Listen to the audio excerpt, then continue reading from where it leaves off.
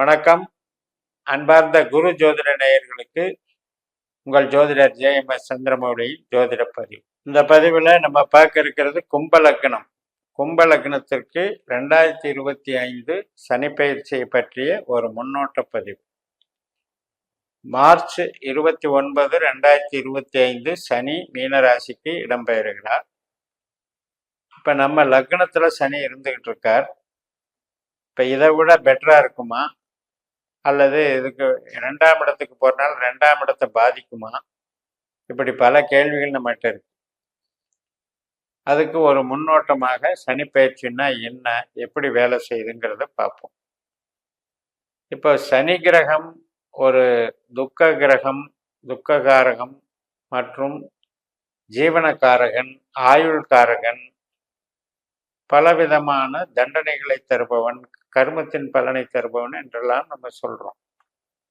ஆனா நம்ம ஜனன ஜாதகத்துல சனிக்கு என்ன பங்குங்கிறத நம்ம பார்க்காம இதையெல்லாம் முடிவு பண்ணக்கூடாது.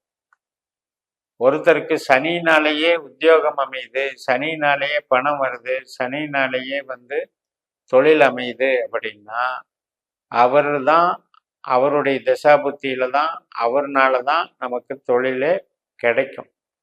அப்படிப்பட்டவர் நமக்கு எந்த விதத்திலையும் கெடுக்க மாட்டார். அதே மாதிரி வாழ்க்கை துணை அமையிறது, உறவுகளை அமைச்சு கொடுக்கறது, ஒரு குழந்தையே பிறக்கிறது, இதெல்லாம் நம்ம ஜனன ஜாதகப்படி சனிதான் கொடுக்குறாருன்னா அவர் கெட்டவர் அல்ல. இப்படி நம்ம ஜனன ஜாதகத்துல நம்ம பார்த்து தெரிஞ்சுக்கணும். அதுக்கு நம்ம சிஸ்டத்துல, பாஸ்கர் ஆஸ்ட்ராலஜி சிஸ்டத்துல பிளஸிடியஸ் சிஸ்டம்னு இருக்கு. அதுல நம்ம நேரத்திலையும் இடத்தையும் போட்டு கணிச்சோம்னா 12 பாவத்திற்கான அதிகாரிகள் உபநட்சத்திரங்களாக நமக்கு கிடைக்கும். அதுல 8ஆம் பாவம் 12ஆம் பாவம் கெட்ட ஸ்தானத்துக்கு யாரு சனி கிரகம் அதிகாரியாக வந்திருந்தால் மட்டும்தான் நம்ம சனியை பத்தி பயப்படணும். மற்றபடி நல்ல பாவங்களுக்கு அதிகாரியாக வந்திருந்தால் சனியினால நமக்கு அது நல்லதுதான் நடக்கும். இதெல்லாம் எப்ப நடக்கும்னா திசாபுத்தி அந்தரத்துல நடக்கும். அப்ப கோச்சாரத்தை எதுக்கு பார்க்கணும்னா, திசாபுத்தி அந்தரம் நடக்கும்போது அந்த திசாபுத்தி அந்தர நாதர்கள் கோச்சாரத்துல என்ன வலுவில் இருக்காங்கிறதுக்கு தான் பார்க்கணும். எல்லாத்துக்குமே எல்லா நேரத்துலையுமே சனி கிரகமே எல்லாருக்கும் எல்லா பாவத்தையும் இயக்கிட்டு இருக்காது. இப்ப நம்ம லக்னத்துல இருக்கிற சனி குருனுடைய பூரட்டாதி நட்சத்திரத்துல இருக்கு. பூரட்டாதி 3 பாதம் கும்பத்துல இருக்கு, ஒரு பாதம் மீனத்துல இருக்கு, 4ஆம் பாதம். சரி, இப்ப 3 பாதத்திலையும் இப்ப போயிட்டு இருக்காரு இல்லையா, இப்ப இது குரு மாதிரி செயல்படுறாருன்னு அர்த்தம். அப்ப நமக்கு என்ன தெரியணும், நமக்கு இயல்புல சனி எந்த பாவ அதிகாரின்னு தெரியணும், குரு எந்த பாவ அதிகாரின்னு தெரியணும். இப்ப லக்னத்துல இருக்கிற சனி லக்னத்துல இருந்து அந்தந்த பாவங்களை இயக்குறாருங்கிறத புரிஞ்சுக்கிட்டா போச்சு. அவ்வளவுதான் நமக்கு பலன். இப்ப 8ஆம் பாவ 12ஆம் பாவ அதிகாரியாக சனி வந்து விட்டால், இப்ப குரு நட்சத்திரத்துல போகும்போது பண கஷ்டம், நமக்கு பொருளாதாரம், சொந்த பந்தங்கள்ல அந்யோன்யம் இல்லாத தன்மை, இதெல்லாம் ஒரு அழுத்தம் கொடுத்து இது பண்றாருன்னு புரிஞ்சுக்கலாம். அதுலேயும் நாம பார்க்க வேண்டியது, நமக்கு பாவ ரீதியாக கெட்ட பாவங்கள் என்பது நம்ம கும்ப லக்னத்துக்கு 4ஆம் இடமான ரிஷபம், 8ஆம் இடமான கன்னி, 12ஆம் இடமான மகன். இந்த 3 தான் நமக்கு ஆகாத பாவங்கள், கெட்ட பாவங்கள். இதுல சனி வரும்போது தான் ஒவ்வொரு காலகட்டத்திலையும் நம்ம கவனமா இருக்கணும். அதுல கூட புள்ளிய பார்க்கணும். இப்ப நம்ம லக்னம் என்பது கும்ப லக்னம் அப்படின்னா அதுல 3 நட்சத்திரம் இருக்கு, அவிட்டம், சதயம், பூரட்டாதி. அதுக்கு 9 பாதங்கள் இருக்கு. அப்ப அந்த 9 பாதங்கள்ல எந்த பாதத்துல நம்ம லக்னம் அமைஞ்சிருக்குன்னு பார்க்கணும். உதாரணத்துக்கு இப்ப நீங்க அவிட்டம் 3ஆம் பாதமான ஆரம்ப புள்ளியில பிறந்திருந்தீங்கன்னா தான் இப்ப சனி பெயர்ச்சி, சனி பெயர்ந்த உடனே 2ஆம் இடத்துக்கு போகுதுன்னு கணக்கெடுத்துக்கணும். அது இல்லாம உங்களுக்கு சதயம் 3ஆம் பாதத்துல நீங்க லக்னம் அமைஞ்சிருந்தது அப்படின்னா 5ஆவது புள்ளின்னு அர்த்தம். அந்த கும்பத்துல இந்த மீனத்திலையும் அந்த 5ஆவது புள்ளி என்ன இடம்னு பார்க்கும்போது அது உத்திரட்டாதி 4ஆ வரும். அந்த உத்திரட்டாதி 4ஆம் பாதத்தை போய் சனி தொடும்போது மட்டும்தான் உங்களுக்கு சனி பயிற்சி ஆகுதுன்னு அர்த்தம். லக்னத்துல இருந்து 2ஆம் பாவத்துக்கு போகுதுன்னு அர்த்தம். அப்படி அளவுகள் பாவ எல்லைகளை தெரியாம நாம 2க்கு போயிடுச்சுன்னு நினைக்க வேண்டிய அவசியம் இல்லை. அந்த பலனும் நடக்காது. அதே நேரத்துல இந்த பாவ எல்லைகள் மூலம் தெரிஞ்சுக்கிட்டு எல்லா கிரகத்துக்கும் எந்த உண்மையிலேயே எந்த பாவத்துல இருக்குன்னு தெரிஞ்சு பலன் சொல்ற ஒரு மெத்தடையும் நீங்க பழகிக்கலாம்.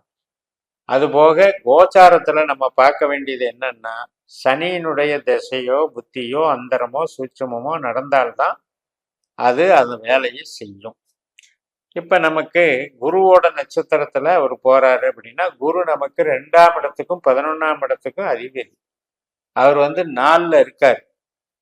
அப்ப அந்த 4ல இருக்கிறதுனால அந்த 4ஆம் இடம் என்பது தாய்மனை, பூமி, வீடு, வாகனம், தன் சுகம், தன் வித்தை, அதாவது சொந்த பந்தம், நம்முடைய திறமைகள், உற்பத்தி ஸ்தானம் இத்தனையும் குறிக்குது. அப்ப இது சார்ந்த விஷயத்தை சனி மூலமா நம்ம பெறுகிறோம்னு அர்த்தம். இது சார்ந்த ஒரு நிகழ்வுகள் நடக்குதுன்னு அர்த்தம். அது நல்லதா நடக்குதா கெட்டதா நடக்குதாங்கிறது தான் நம்ம ஜனன ஜாதகப்படி அவர் நல்லவரா கெட்டவராங்கிறத நம்ம தெரிஞ்சுக்கணும். தெரிஞ்சுக்கிட்டு நம்ம அப்ளை பண்ணி பார்த்தோம்னா நமக்கு அந்த பாதிப்புகள் புரிய வரும். இப்ப நம்ம ஜென்ரலா பொதுவா எல்லா வயதினருக்கும் பொருந்துற மாதிரி பலன் எடுக்கணும்னா, இப்ப உத்திரட்டாதி நட்சத்திரம் சனியினுடைய நட்சத்திரம். அவரு 2ஆம் இடத்துல தான் இந்த நட்சத்திரம் இருக்கு. 6ஆம் இடத்துல கடகராசியில பூசம்ங்கிற சனி நட்சத்திரம் இருக்கு. 10ஆம் இடமான விருச்சிக ராசியில அனுஷம்ங்கிற சனி நட்சத்திரம் இருக்கு. இந்த பணம் கொடுக்கிற, உத்தியோகம் கொடுக்கிற, தொழில் கொடுக்கிற சனி பகவான் இப்ப ஆற்றல் கெட்டு போய் இருக்காருன்னு அர்த்தம். ஏன்னா மீனராசிக்கு 12ல இருக்காரு, கடகராசிக்கு 8ல இருக்காரு, விருச்சிக ராசிக்கு 4ல இருக்காரு. அப்ப பணத்தட்டுப்பாடை இப்ப கொடுத்துக்கிட்டு இருக்காருன்னு நமக்கு அர்த்தம். இப்ப இதே உத்திரட்டாதி நட்சத்திரத்திலே சனி போகும்போது சொந்த நட்சத்திரமா வேலை செய்வார். அப்ப என்ன பண்ணுவார்னா, 2ஆம் இடத்துக்கு பலத்தை கொடுப்பார், 6ஆம் இடத்துக்கு பலத்தை கொடுப்பார், 10ஆம் இடத்துக்கு பலத்தை கொடுப்பார். அது நன்மைகளை செய்யும். அப்ப இது மாதிரி மேலோட்ட பலன்கள் எடுக்கிறதும் ஃபர்ஸ்ட் மெத்தடு. 2வது, நம்ம ஜனன ஜாதகத்துல அவர் சனி எந்த பாவ அதிகாரியா வர்றாரோ அந்த தொடர்புகளை தான் அவருடைய திசாபுத்தி காலங்கள்ல செய்வாருங்கிறதுனால அதை நீங்க கணிச்சு வச்சுக்கிட்டு இந்த கோச்சாரத்தை பார்க்கறதும் அடுத்த கட்டம். அது ஒரு மெத்தட்.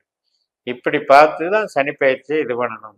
ஏன் முன்கூட்டியே பதிவிடுறோம் அப்படின்னா, நாம இப்ப 7.5 சனி, அஷ்டம சனி, அர்த்தாஷ்டம சனி அப்படின்னு ராசியை வச்சு பலன் எடுத்துட்டு பயந்துகிட்டு இருக்கோம். அதனால அந்த ராசியை பத்தி மறந்துருங்க. லக்னத்துக்கு 4ஆம் இடத்துல வந்தா கஷ்டம், 8ஆம் இடத்துல வந்தா கஷ்டம், 12ஆம் இடத்துல வந்தா கஷ்டம், அவ்வளவுதான். அது இல்லாம இப்ப 2ஆம் இடத்துக்கு வருது அப்படின்னா நமக்கு கேள்விக்கு தகுந்த மாதிரி அது பலன் கொடுக்கும். இப்ப 2ஆம் இடம் என்பது 3ஆம் இடத்துக்கு 12ஆம் இடம். அதே போல நமக்கு 2ஆம் இடம் என்பது 7ஆம் இடத்துக்கு 8ஆம் இடம். அப்ப எந்த வீட்டுக்கு அது பாதிப்பை தருகுதோ அந்த ஒரு கேள்விக்கு மட்டும்தான் அது பாதிப்பு பண்ணும், எல்லா விஷயத்திலையும் பண்ணாது. அதனால மிக மிக சனி என்றாலே நம்ம அந்த லெவல் கம்மியா இருக்கும். இப்ப ஒரு பல்கான அமௌண்ட் பார்க்கறது எப்படி, ஒரு சுமாரான அமௌண்ட் பார்க்கறது எப்படி. ஒரு தொழிலே செஞ்சா கூட ரொம்ப பல்கா பண்ணக்கூடிய ஒரு பண வரவுங்கிறது குருவை போல இருக்கும். அதே கொஞ்சம் சொற்பமான வரவு சில்லறை பணமா வர்றதுங்கிறதெல்லாம் சனியை போல இருக்கும். அதை பேஸ் பண்ணி நம்ம பிரிச்சு பலன் சொல்றது அது நம்ம ஏத்துக்கலாம். ஆனா அதே நேரத்துல எல்லா கஷ்டங்களையும் எல்லா நஷ்டங்களையும் சனியை செய்யறாருங்கிற நம்பிக்கை தேவையில்லை.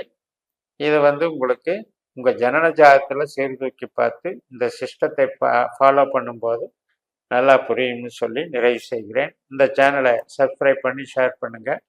உங்க தனிப்பட்ட ஜாதக பலாபலன்களை என்னுடைய வாட்ஸ்அப் நம்பர்ல தொடர்பு கொண்டு பலன் பெறுங்கள்.